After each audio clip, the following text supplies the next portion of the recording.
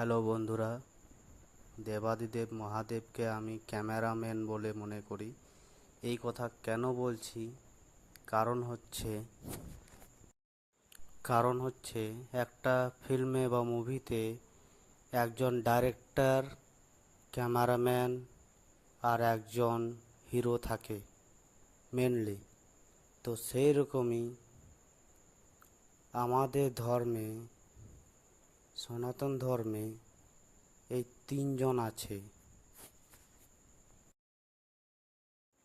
এই তিনজন হলো ব্রহ্মা, বিষ্ণু, মহেশ্বর।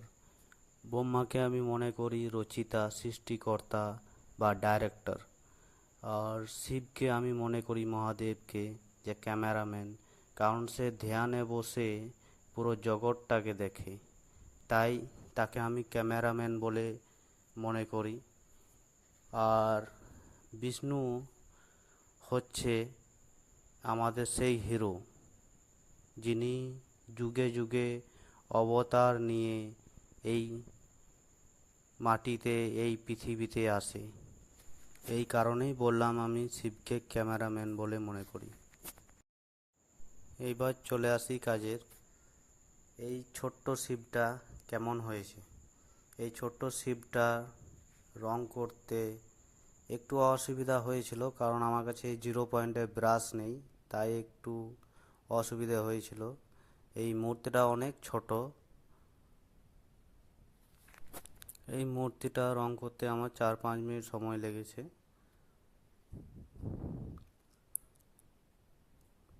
মূর্তিটা দেখতে খুব সুন্দর লাগছে, ছোট ছোট বলে আরো কিউট লাগছে।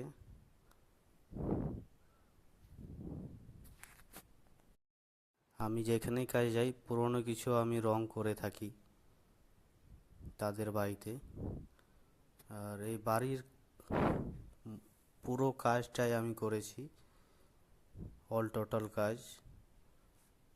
এই দেয়ালগুলো 3 স্টেপে ছিল, তাই একটু অসুবিধা হয়েছে। আর ডেটোটা কম বাজেটের মধ্যে একটু ভালো করার চেষ্টা করেছি। আর পুরো টাইলসের মতো ডিজাইন করতে গেলে বাজেট বেশি হতো, খরচা বেশি হতো, তাই সিম্পলের মধ্যে এই টাইলসের মতো ডিজাইনটা করেছি কম বাজেটের মধ্যে। আর অরিজিনাল মতো করতে গেলে একটু খরচা বেশি হতো, তাই কম খরচার মধ্যেই করে দিয়েছি ভালো কিছু।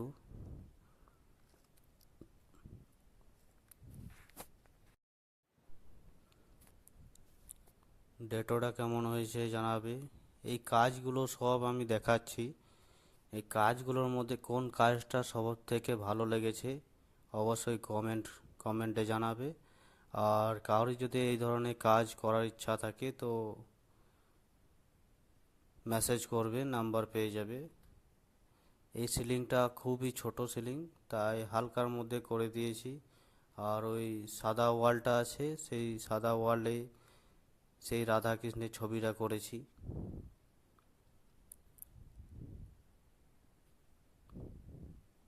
এই সব কাজের মধ্যে কোন কাজটা ভালো লাগছে অবশ্যই জানাবে, কোন কাজটা সব থেকে ভালো লেগেছে। সব কাজগুলোই দেখাচ্ছি।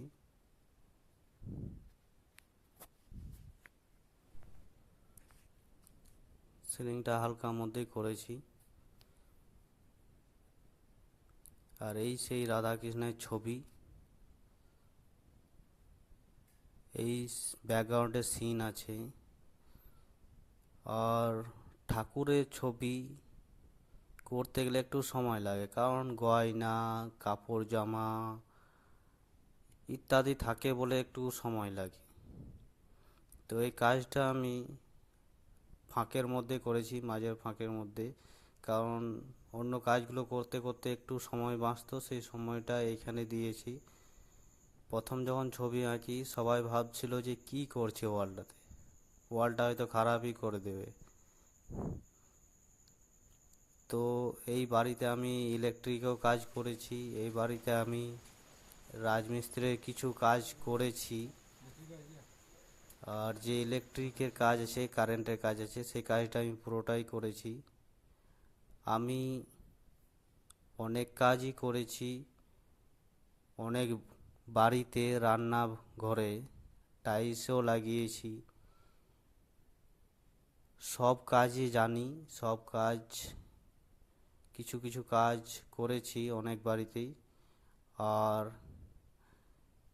বাকি কাজের সামান আমার কাছে নেই, বাকি কাজের আন্দাজটাও কম আছে যে কত কি লাগে। বাকি ইলেকট্রিক কাজে আর রাজমিস্ত্রি কাজে মোটামুটি আন্দাজ আছে, আর রঙের কাজে তো বলার নেই। আর এই ফুলদানিগুলো 1 ঘন্টাও সময় লাগেনি, 10-15 মিনিট কম লেগেছে। তো খুবই তাড়াতাড়ির মধ্যে এই ফুলদানিগুলো করেছি, সিম্পলের মধ্যে। কারণ শ্রীর ঘরটা অনেকটা ছোট, তো শ্রী ঘরেই ছোট ছোট ফুলদানি করেছি কম সময়ের মধ্যে। তো কেমন হয়েছে অবশ্যই জানাবে। এই কাজগুলোর মধ্যে কোন কাজটা সব থেকে ভালো লেগেছে অবশ্যই জানাবে। আর আমি সব মিস্ত্রি কাজই জানি, অল ইন ওয়ান। তোমরা কতগুলো কাজ জানো অবশ্যই কমেন্ট করবে, তোমরা কি কি কাজ জানো। আমি অলমোস্ট সব কাজই জানি, কিন্তু রঙের কাজটা এই জন্য করি কারণ আর্টের কাজের জন্য। আর্টের কাজ করতে খুবই ভালো লাগে আমার। অনেক রং মিস্ত্রি আর্টের কাজ জানে না, তাই আর্টের কাজকে খারাপ বলে মনে করে, আর খারাপ বলে যে আর্টের কাজ এতটা ভালো না। তো আমি অনেক মিস্ত্রির সঙ্গে কাজ করেছি, আমাকে দাবিয়ে দাবিয়ে রাখতো, তাই আমি বেরিয়ে এসেছি, এখন একাই কাজ করছি। কারণ আর্টের কাজ আমার খুবই ভালো লাগে। আর্টের কাজেই অনেক কিছু ফিলিংস আছে, আর্টের কাজে অনেক কিছু ছবি ভেসে ওঠে, অনেক অনেক কিছু আছে, অনেক কিছু। তো যদি কেউ এই ধরনের কাজ করতে চাও, ইচ্ছুক থাকো, তো অবশ্যই কমেন্টে জানাবে। আর কে কটা কাজ জানে অবশ্যই কমেন্ট করবে। আর এই কাজের মধ্যে কোন কাজটা সব থেকে ভালো লেগেছে অবশ্যই কমেন্ট করবে।